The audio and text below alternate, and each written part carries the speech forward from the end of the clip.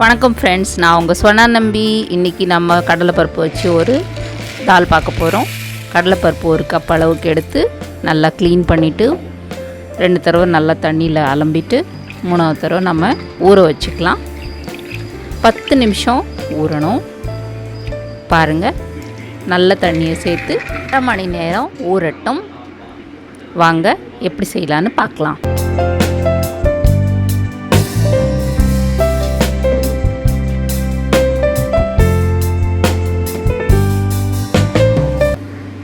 தேவையான பொருட்கள் பார்த்திங்கன்னா, 1 கப்பு கடலைப்பருப்பு ஊற வச்சுருக்கணும். 1/2 மணி நேரம் தண்ணியில் ஊற வச்சுருக்கேன். ஒரு பெரிய வெங்காயம் நறுக்கி வச்சுக்கோங்க. தக்காளி பழம் 2, கருவேப்பிலை, பச்சை மிளகா, இஞ்சி நசுக்கி வச்சுருக்கு, அதே மாதிரி பூண்டும் இடித்து வச்சுருக்கு. இப்போ நம்ம இதை தாளிச்சிடலாம். கடாயில் எண்ணெய் ஊற்றிக்கலாம்.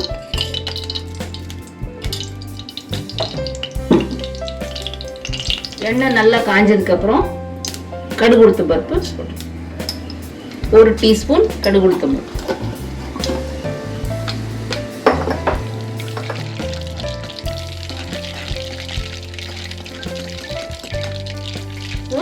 ஜீரகம் போட்டு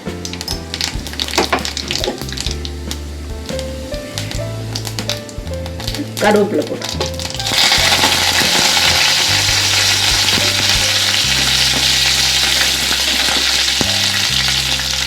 நறுக்கி வச்ச பச்சை மிளகா, இடிச்ச இஞ்சி, பூண்டு,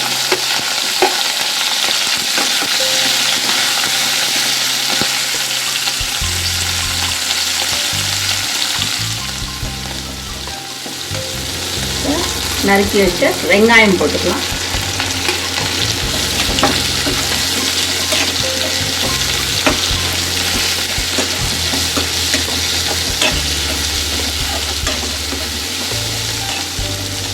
நறுக்கி வச்ச தக்காளி பழம் சேர்த்துக்கலாம்.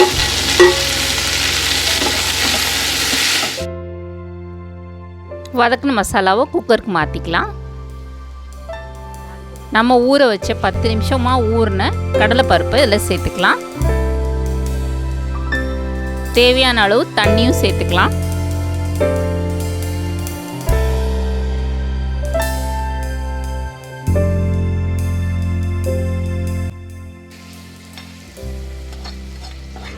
கால் டீஸ்பூன் மஞ்சத்தூள் சேர்த்துக்கலாம். தேவையான அளவு உப்பு சேர்த்துக்கலாம்.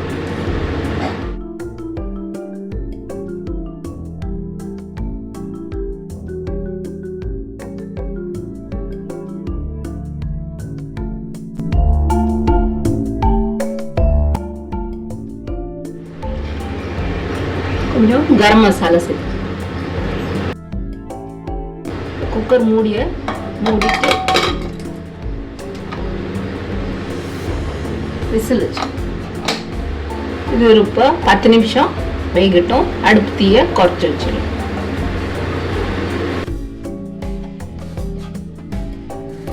மணக்க கடலைப்பருப்பு கிரேவி ரெடியாக இருக்குது. சப்பாத்தி, பூரி, பரோட்டா, சாதம் எதுக்கு கூட வேணாலும் சூட்டபுளாக இருக்கும். தோசைக்கு கூட சூப்பராக இருக்குது.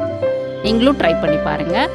என் வீடியோ பிடிச்சிருந்தா சப்ஸ்கிரைப் பண்ணுங்கள், லைக் பண்ணுங்கள், ஷேர் பண்ணுங்கள். தேங்க்யூ. மல்லித்தழை தூவி நம்ம சர்வ் பண்ணிடலாம். தால் ரெடியாக இருக்குது.